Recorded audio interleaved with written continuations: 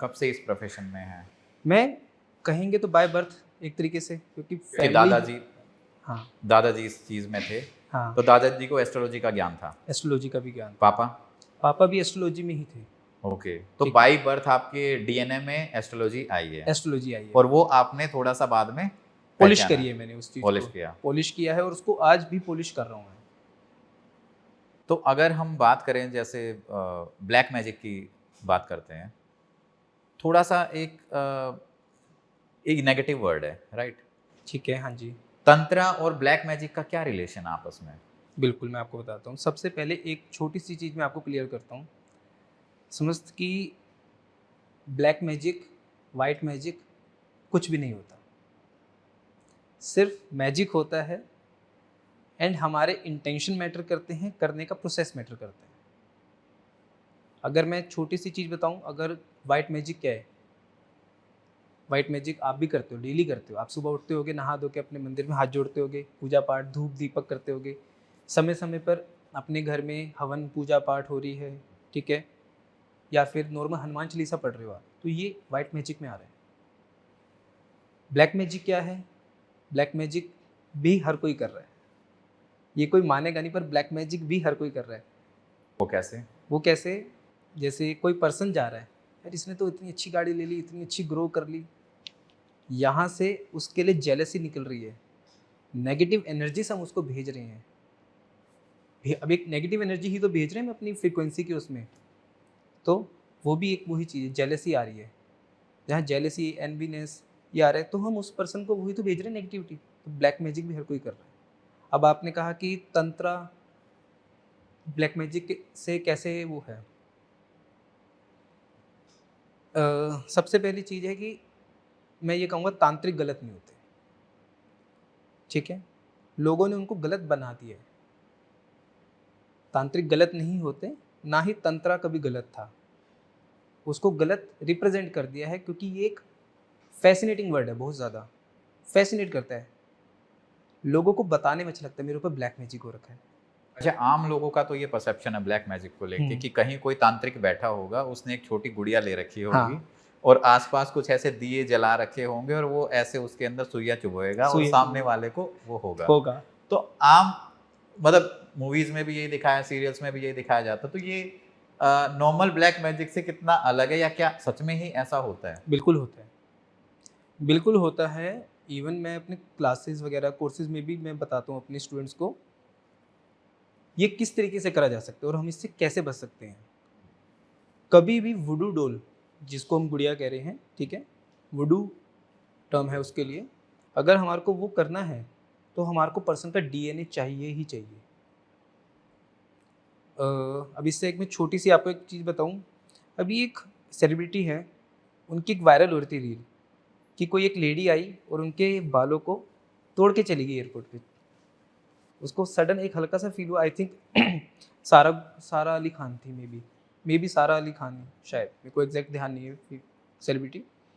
वो चल रही है, मिलने कोई एक उसको आई, हाँ, उसकी आते फ़ैन, रहते हैं और हाँ।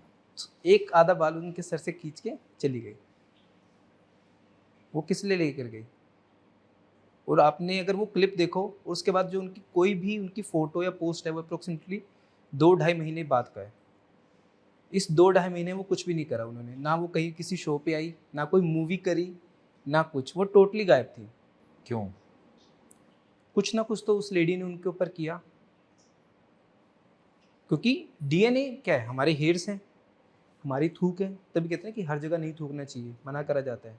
नेल्स हो गए, हमारे स्किन का पार्ट हो गया, हमारे कपड़े कपड़े हो भी गए। एक तरीके से डीएनए में आते हैं, क्योंकि हमारी एक स्मेल होती है जो हमारे कपड़ों में रह जाती है, तो वो वाली चीज़ें भी उसके अंदर आती हैं। अब उस इस पीरियड में वो बिल्कुल गायब रही, कुछ ना कुछ तो उनके साथ हुआ। अब वो पब्लिकली तो कन्फेस नहीं कर सकते कि ये सब चीज़ें, ये सब, क्योंकि वो खुद एक ऐसी चीज़ में है जहाँ मानता हर कोई है, पर बताता किसी को नहीं है। अगर ब्लैक मैजिक का ही, या फिर ये अगर इस चीज़ की मैं ऐसे कहूँ, तो फिर बहुत सारे सेलिब्रिटीज के साथ होता होगा। बिल्कुल होता है। वो अपने आप को कैसे बचाते हैं? अब मोस्टली उनका तो पब्लिक डीलिंग काफ़ी रहती है। अब कहते हैं ना, जिसका पैसा होता है उसका सब कुछ होता है। जिसके पास पैसा होता है सब कुछ होता है। अब वो खुद नहीं करते सब चीज़ें, पर काफ़ी सेलिब्रिटीज़, चलो सेलिब्रिटीज़ को आप छोड़िए, हमारे इंडिया के रिचेस्ट पर्सन हैं, कहीं ना कहीं वर्ल्ड के भी टॉप 10 टॉप 20 में आते हैं हमारे मुकेश अंबानी जी। ठीक है, अंबानी साहब,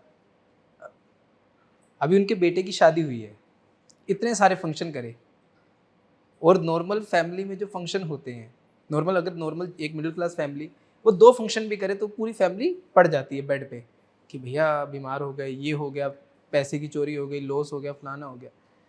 जिस पर्सन की बहू 8 करोड़ का लहंगा पहन रही है, 8 करोड़ का लहंगा पहन रही है, हाथ में 1 करोड़ का कड़ा है, सिर्फ डायमंड का 1 करोड़ का कड़ा है, बट उसके हाथ में काला सा पतला सा धागा दिख रहा है। नीता अंबानी जो हर एक बार जो ड्रेस पहन लेती वो दोबारा कभी नहीं रिपीट करती, उनके हाथ में काला धागा दिख रहा है। अगर आप गूगल पे फोटोज सर्च करोगे उनकी रिसेंट वेडिंग की, तो हर किसी के हाथ में एक काला पतला सा धागा दिख रहा है, पूरी फैमिली के हाथ में। तो वो क्या है, एक रक्षा सूत्र है, हमारे में कहा जाता है रक्षा सूत्र, कवच। कवच भैरव को रिप्रेजेंट करते हैं, जहाँ भैरव कवच बना के दिया जाएगा, आदिशक्ति कवच बना के दिया जाएगा, रक्षा सूत्र बना के दिया जाएगा पर्सन को, तो उसकी एनर्जीज में कोई इन्वोक नहीं कर सकता, उसके साथ कोई खिलवाड़ नहीं कर सकता। ये हर कोई नहीं बना सकता। पहली चीज, हर कोई नहीं बना सकता। जो पर्सन किसी ना किसी मंत्र को सिद्ध करके बैठा है, या किसी ना किसी तरीके की शाबर मंत्र को सीख कर बैठा है, विधि विधान को फॉलो करके वो चीज़ों को कर रहा है, जब वो ये चीज़ें बना के देता है तो उसका इफेक्ट 100% से भी ज़्यादा होता है। ऐसे कुछ और भी किस्से होंगे सेलिब्रिटीज़ के? सेलिब्रिटीज़ में अगर हम आए, अक्षय कुमार को सभी जानते हैं, अक्षय कुमार को तो सभी जानते हैं, अक्की पाजी। देखा होगा कि बीच में कुछ ऐसा उनका फेज़ आया था, मैं एग्जैक्टली ईयर नहीं मेरे को ध्यान आ रहा, कुछ फेज़ ऐसा आया था कि उनकी मूवीज़ तो आ रही हैं बट मार्केट में वो अपना बना नहीं पा रहे एक इम्प्रेशन। मूवीज़ आ रही हैं, इम्प्रेशन नहीं बना पा रहे, कोई भी उनकी मूवी हिट नहीं जा रही, ना फ्लॉप, मतलब फ्लॉप हो रही है मोस्टली, हिट नहीं जा रही, ना कहीं पे चीज़ें चल रही हैं। उस पीरियड में उन्होंने अपने बाल मुंडवा दिए थे। ठीक है, इस पीरियड में उन्होंने अपने बाल मुंडवा दिए थे। बाल अगर मैं ब्लैक मैजिक के साथ ही एक चीज़ को अगर मैं ऐड करूँ, अगर हमारे को अपने आप को देखना अच्छा लग रहा है ना, देखने में मेल्स का स्पेशली देख रहे हैं, क्या देखते हैं, बाल या फिर अपनी बियर्ड, यही हमारे फेस को ज़्यादा वो कर रहा है। आप अगर बहुत ज़्यादा कन्फ्यूजन में हो, आप परेशान हो, चीज़ें आपको समझ नहीं आ रही, मैं अपने क्लाइंट्स को भी ये कहता हूँ, जाओ आप एक हेयर कट करवा के आओ, चाहे वो मेल हो फीमेल, उनको मैं कहता हूँ एक हेयर कट करवा के आओ। बाल क्या है, हमारे एनर्जीज को स्टोर करते हैं। तभी ऋषि मुनि, जो बड़े बड़े ऋषि मुनि होते थे, ठीक है, या जो आज के टाइम में भी साधु संत हैं, वो क्या हैं, कभी भी वो बाल नहीं काटते। बालों में हमारी नॉलेज स्टोर होती है। इसीलिए कहा जाता था कि हमारी मदर हमेशा कहती थी कि जब भी एग्ज़ाम का टाइम आए बाल मत कटवाना। आपने तो अपने क्लाइंट के बाल कटवा दिए, तो वो क्या था, मैं आपको नेगेटिव? बता, वो नेगेटिव एनर्जी और राहु की राहु, कहीं ना कहीं बाल जो है राहु से आ रहे हैं। जब राहु आपकी कुंडली में या आपके ऊपर हावी होगा तो आपको चीज़ों को सोचने समझने का प्रॉब्लम होगी, आप इल्यूजन में जाओगे, कन्फ्यूजन क्रिएट होंगी, ओवर थिंकिंग आएगी। आजकल जो मोस्टली लोगों का है, मोस्टली लोग क्या है, फ़ोन उठाया सोशल मीडिया चला रहे हैं, ठीक है, फिर बाद में डिप्रेशन में जा रहे हैं, एनजाइटी में जा रहे हैं, ओवर थिंकिंग कर रहे हैं। सोशल मीडिया आज क्या है, जो आज हम पॉडकास्ट कर रहे हैं, ये क्या है, कौन करवा रहा है? अगर हम प्लेनेट को देखें, राहु ही करवा सकता है ये काम, क्योंकि राहु के माइंड वो है जो क्रिएटिव है।